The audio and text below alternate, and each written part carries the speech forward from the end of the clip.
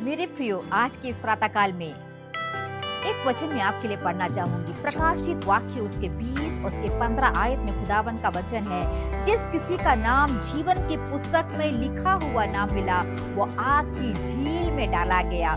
मैं और आप खुदावन की संतान है। मसीह के द्वारा हमारे जीवनों में अनंत जीवन को मिला है। हमारा नाम जीवन की पुस्तक में है। खुदावन ने अपने पुत्र को इस संसार में भेजा। वो इस संसार से इतना ज्यादा प्रेम किया कि अपने इकलौते पुत्र को इस संसार में भेजा। जो कोई उस पर विश्वास करेगा वो नाश नहीं होगा लेकिन अनंत जीवन को पाएगा। हमारे जीवनों में पाप की अवस्थाओं में हम थे, हम नाश की अवस्थाओं में थे, लेकिन हमारे जीवनों में एक उद्धार आया है। मसीह को हमने अपना लिया है।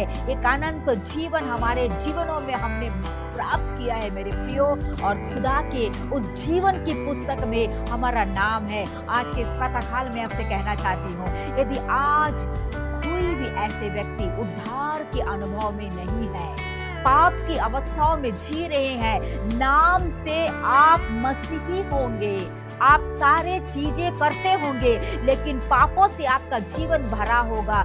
याद रखिएगा, यदि जीवनों में पाप है, जीवनों में यीशु को ग्रहण नहीं किए हैं, तो आपके जीवनों में अनंत जीवन को आपने प्राप्त नहीं किया है। वो आपकी झील में डाले जाएंगे, जहाँ पर बहुत ही रोना है, जहाँ पर बहुत ही परेशानी है।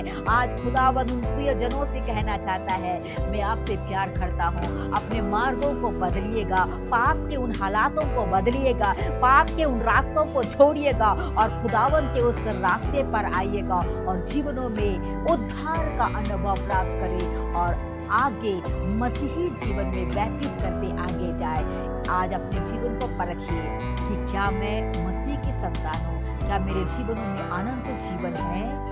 यदि आज आप अनंत जीवन के रास्ते पर है तो खुशी के साथ में आगे बढ़े। यदि नहीं है तो आज निर्णय ले, खुदा मैं एक पापी हूँ, मेरे पाप को तू क्षमा कर दे, मेरे जीवन में आ, ताकि मैं आपके उस राहों पे जाकर मेरे नाम को उस जीवन की पुस्तक में लिख सकूं। विश्वास के साथ आगे बढ़े। खुदावन आपको प्रेम करता है। आज का दिन आप सभी के लिए आशीष में हो।